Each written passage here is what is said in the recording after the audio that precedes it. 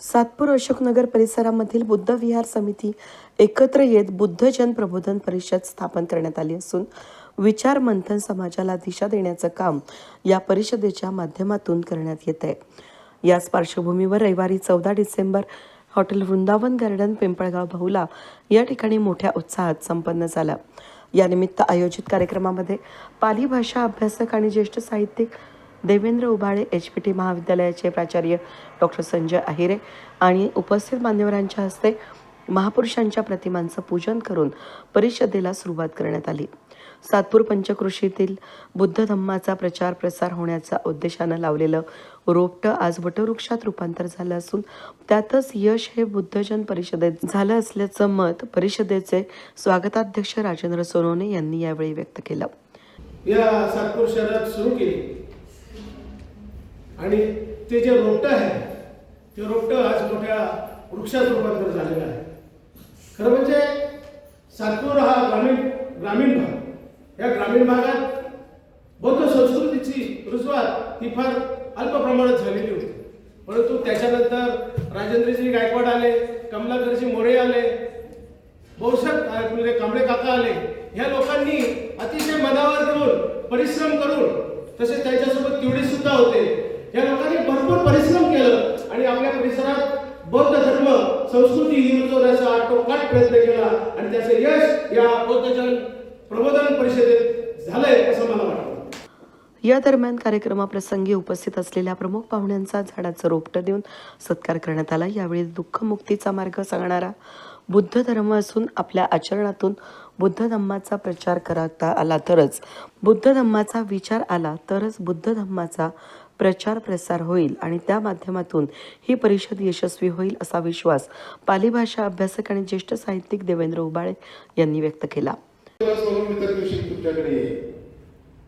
आणि ते भिक्षुक सक्तीनं कंपल्सरी 4 दिवस भिक्षुक भोजन घ्यायचे आणि 3 दिवस मात्र ते कोणाच्या दारासमोर भोजन घ्यायचे आणि ते जे भोजन मिळायचं ते भोजन ते एकत्र कालवायचे. घरी जरी बोललं तरी ते सगळं भोजन एकत्र कालवायचे ते बाउलमध्ये, भिक्षापात्रामध्ये, आणि असं मांडी घालून डोळे बंद करून एक एक घास खाऊन ते भोजन करायचे.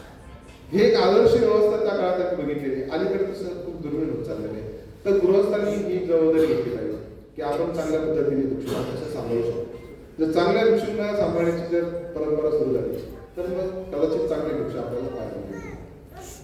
हे 2 गोष्टी मला इथे आवर्जून सांगायच्या होत्या. कारण ज्या परिषदेचं जे उद्दिष्ट आहे प्रबोधन परिषद, तर हे प्रबोधन जसं भिक्षूंचे तसं आपलं भिक्षू होणं आवश्यक आहे. आणि मला असं वाटतं की ज्या पद्धतीचा ट्रॅक मी अलीकडे बघतोय, लोकांच्या मनात त्या पद्धतीने श्रद्धा निर्माण होते, त्या पद्धतीने लोक काम करतात, तर निश्चितच चांगले गृहस्थ चांगल्या भिक्षूंना वाढवतो आणि चांगले भिक्षू आले की धम्म हा आपोआपच त्याचं बीजाचं रूपांतर निश्चितच एका मोठ्या वृक्षाला होतो. अजून एक दुसरी अपेक्षा मला अशी व्यक्त करावीशी वाटते की आपण धम्माचा अभ्यास हा भाबडेपणाने करता कामा नये, भावनिकतेने करता कामा नये. धम्माचा अभ्यास हा आपण एखादा औषध ज्या पद्धतीने घेतो त्या पद्धतीने केला पाहिजे. म्हणजे बुद्धाच्या धम्माचं आपण नेहमी उल्लेख करतो की बुद्धाचा धम्म हा दुःखमुक्तीचा मार्ग देणारा धर्म आहे. दुःखमुक्तीचा मार्ग म्हणजे काय की कर्मकांड करून आपलं दुःख दूर होणार नाही. आपल्या आचरणामध्ये बुद्धाचा विचार आला पाहिजे. तर आपण धम्मप्रसार करताना सुद्धा प्रत्येक व्यक्तीनं आपलं शील जर पाळलं, प्रत्येक व्यक्तीनं जर धम्माचा व्यवस्थित अभ्यास केला आणि काहीच कॉम्प्रोमाइज केले नाही, काय माझं करोडो रुपयाचं नुकसान झालं तरी चालेल पण मी माझं तत्व माझं शील सोडणार नाही असा जर संकल्प केला तर धम्माच्या प्रसाराला आपोआप गती मिळेल. आणि तो धम्म क्वालिटीचा धर्म या लोकांमध्ये. आपल्याकडे बघितल्यानंतर एखाद्या माणसाला असं वाटलं पाहिजे की धम्म कसा असावा, तर बौद्धासारखा असावा. आपण बघतो की एक ब्रँडिंग आपलं व्हायचं. जसं एखादा वारकरी माणूस आहे, माळ घातलेला माणूस आहे, त्याला जर बघितलं तर लोक त्याला आग्रह नाही करत की तू दारू पी किंवा तू मासे मटण खा. का बरं नाही करत? तसे ब्रँडिंग झालेले की हा माळकरी नाही घालावा, त्याला आग्रह करावा. तसं बौद्धाकडे बघितल्यावर कोणालाच असं वाटलं नाही पाहिजे की त्याला आग्रह करावा, बाबा तू थोडीशी दारू पी, तुला पार्टी देतो, तुला अमुक करतो नाही. हे ब्रँडिंग आपलं होणं गरजेचं ते केव्हा होईल तर एक वेळ अनेक लोक त्यावेळेला अशा पद्धतीने धम्म आपल्या जीवनात उतरवतील त्यावेळेला आणि ती सुरुवात आपण केलेली आहे. म्हणजे सगळेच लोक तसे नाहीत की बाबा शील पाळतात, सगळेच लोक शील पाळणार आहेत. पण ती संख्या अजून वाढते. आणि एक सांस्कृतिकदृष्ट्या आपले ब्रँडिंग व्हायला पाहिजे की बौद्ध माणूस म्हणजे अशा चौकटीतला अशा आदर्श माणूस हा बौद्ध माणूस असतो. आणि त्यासाठी पाली भाषा आणि बौद्ध धर्माचं तत्त्वज्ञान याचा आपल्याला खूप चांगल्या पद्धतीने अंगीकार करून अध्ययन केलं पाहिजे. ही जी बौद्ध जन परिषद आहे अशा परिषदेचा आयोजन सातत्यानं व्हायला पाहिजे.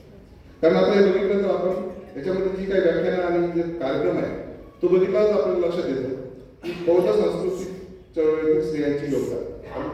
जेंडर बायस हा जो प्रकार आहे म्हणजे लिंगवाद हा जो आहे की स्त्रियांना काही अधिकार नाही, पुरुषांना जास्त अधिकार आहेत किंवा स्त्रियांना काही महत्व नाही, दुय्यम स्थान आहे, ही जी परंपरा चालत आली इतर धर्मांमध्ये. बौद्ध धर्म हा एकमेव धर्म असा आहे की जो लिंगभाव बाबतीत न्यूट्रल स्त्री पुरुषांना समान मानतो. ह्या परिषदेचं पहिलंच व्याख्यान संविधानातील मूल्य आणि त्याला लागूनच बौद्ध संस्कृती स्त्रियांची योगदान किंवा आधी या पहिल्या वावळे सरांचं जे व्याख्यान आहे संविधानातील मूल्य, बौद्ध धर्मातील मूल्य आणि संविधानातील मूल्य ही एकमेकांच्या हातात घालून चालणारी मूल्य आहे.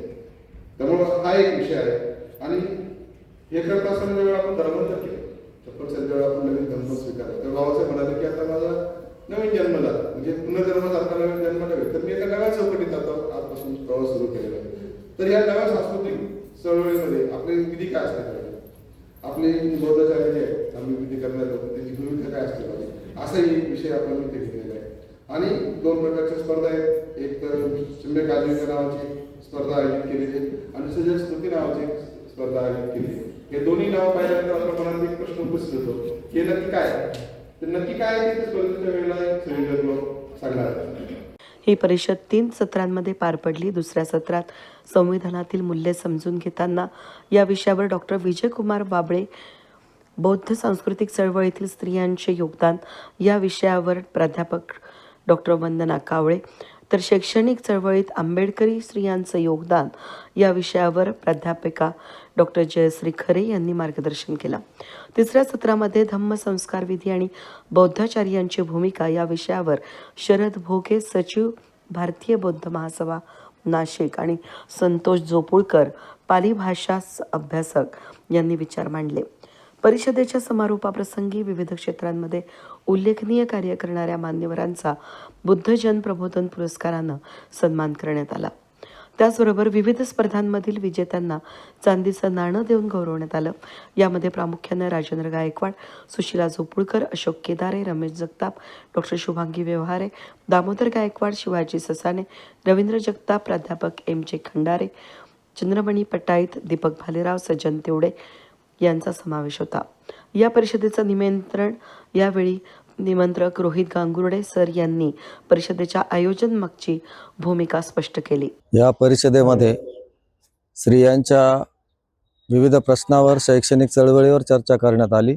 त्याचबरोबर प्राध्यापक डॉक्टर वावळे सरांनी संविधानातील मूल्य कशी रुजवायला हवीत या संदर्भात चर्चा केली. असे काही विषय घेऊन आम्ही सातपूर परिसरातल्या काही तरुण मित्रांनी ही परिषद या ठिकाणी आयोजित केलेली होती. या परिषदेत केवळ सातपूर परिसरातलेच लोक आहेत असं नाही, नाशिक रोड भागातलेही लोक या परिषदेत सहभागी झाले. आणि विद्यमान परिस्थिती काय आहे आणि आपल्या देशाच्या पुढच्या, समाजाच्या पुढच्या काय काय समस्या आहेत या समस्या सोडवण्यासाठीचा अल्पसा प्रयत्न आमच्या सगळ्यांच्या वतीने या ठिकाणी झालेला आहे. आणि ही परिषद केवळ सातपूरच नव्हे तर माझ्या माहितीनुसार नाशिक जिल्ह्यात अशा प्रकारची प्रबोधन परिषद ही पहिली परिषद झालेली आहे. आणि या परिषदेत जे वक्त्यांनी आपले मत व्यक्त केले, भाषणं केले, यामध्ये आणखी एक वैशिष्ट्य असं आहे की जेवढे वक्ते आले त्यामध्ये देवेंद्र उबाळ आहेत, पाली भाषेचे, मागधी भाषेचे अभ्यासक आहेत, वावळे सर आहेत. अनेक वक्त्यांनी परिषदेसाठी एकही रुपयाचं मानधन घेतलं नाही, उलट कार्यक्रम यशस्वी करण्यासाठी आम्हाला मदत केली. हे या परिषदेचं आणखी एक विशेष वैशिष्ट्य आहे. दुसरी एक महत्त्वाची गोष्ट अशी आहे की शासकीय निमशासकीय स्तरातले अधिकारी वक्ते म्हणून या परिषदेला येऊन न बसता श्रोते म्हणून येऊन बसले. आणि श्रोते म्हणून बसलेले असताना त्यांनी संपूर्ण भाषणं अतिशय शांतपणे ऐकली. ज्या पुरस्कारार्थींना आम्ही पुरस्कार दिले असे बहुतेक पुरस्कारार्थी यांची कुठे फाईल नाही आहे, काही नाही, पण यांनी प्रचंड मोठं काम आमच्या परिसरात केलेलं आहे. कुठल्याही प्रकारची अपेक्षा न बाळगता, एकही रुपया न घेता यांनी हे काम केलेलं असल्यामुळे या प्रबोधन परिषदेच्या वतीने त्यांनाही सन्मानित करण्यात आलं. जे विषय होते ते विषय अतिशय महत्त्वाचे होते, संविधानिक मूल्य होते, स्त्रियांच्या शिक्षणाचे होते, वेगवेगळ्या प्रकारच्या चळवळीचे होते, सांस्कृतिक चळवळीचे होते आणि त्या निमित्ताने ही परिषद यशस्वी करण्यासाठी स्वागताध्यक्ष राजेंद्र सोनवणे साहेब, त्याचबरोबर आमचे अनेक मित्र या परिषदेसाठी त्यांनी आम्हाला मोलाची मदत दिली, ज्यामध्ये बाळासाहेब भोजने यांचं नाव विशेष करून घेता येईल, सागर जारे यांचं नाव विशेष करून घेता येईल आणि या सगळ्यांमध्ये ज्या महिलांनी सहभाग नोंदवला त्यामध्ये जोपुळकर मॅडम आहेत, कावळे मॅडम आहेत किंवा वर्षाताई जगताप आहेत, यांनी अगदी प्रॉपर दिलेल्या वेळेत वेगळ्या विषयाला न्याय देणारी भाषणं केलेली आहेत आणि म्हणून ही परिषद ग्रामीण भागात पहिली झालेली असली तरी माझ्या मतानुसार ही परिषद प्रचंड यशस्वी झालेली आहे. लोकांच्या पैशावर उभी राहिलेली परिषद, या परिषदेतून एक चांगला संदेश समाजामध्ये जाईल. परिषदेचा अतिशय पारदर्शक कारभार या निमित्ताने लोकांच्या समोर मांडला गेला. कमलाकर मोरे आणि माझे सर्व सहकारी अण्णा गायकवाड यांनी प्रचंड मेहनत घेतली. त्यामुळे भविष्य काळात जर अशा परिषदा होत राहिल्या तर ते अधिक चांगले होतील असं मत इंजिनियर उद्धव गांगुर्डे यांनी मांडलं, उत्तम बाबा गांगुर्डे यांनी मांडलं आणि आता सुराडकर साहेब जे पोलीस खात्यामध्ये ACP आहेत त्यांनी, डॉक्टर विशाल जाधव या सगळ्या लोकांनी अतिशय उत्तम प्रकारचं सहकार्य आणि मार्गदर्शन केल्यामुळे ही परिषद यशस्वी झालेली आहे. पुढच्या वेळेस आणखी चांगली परिषद करण्याचा आम्ही निश्चितपणे प्रयत्न करू. यावेळी व्यासपीठावर रोहित गांगुर्डे निमंत्रक, राजेंद्र सोनवणे स्वागताध्यक्ष, उद्धव गांगुर्डे, बाळासाहेब भोजने, डॉक्टर विशाल जाधव, डॉक्टर प्रवीण वाघ, उत्तम बाबा गांगुर्डे, प्राध्यापक MJ खंदारे, रमेश निळे, दौलतराव आहिरे, अरुण दिवेकर, दामोदर जगताप, सुभाष केदारे हे होते. परिषद यशस्वीतेसाठी कमलाकर मोरे, कोंडाजी नेटावटे, निशिकांत दिवेकर, भागवत गायकवाड, विठ्ठल दाभाडे, अण्णा गायकवाड, राजेंद्र गायकवाड, महेंद्र भालेराव, ॲडव्होकेट आरती तिवडे, कैलास वंजारी, संतोष भिसे, अरुण शिंदे, बाजीराव पगारे, सागर जारे यांनी विशेष परिश्रम घेतले. परिषदेसाठी पंचक्रोशीतील मोठ्या संख्येनं बौद्ध बांधव उपस्थित होते. वेद न्यूजसाठी प्रतिनिधी कमलाकर तिवडे, सातपूर.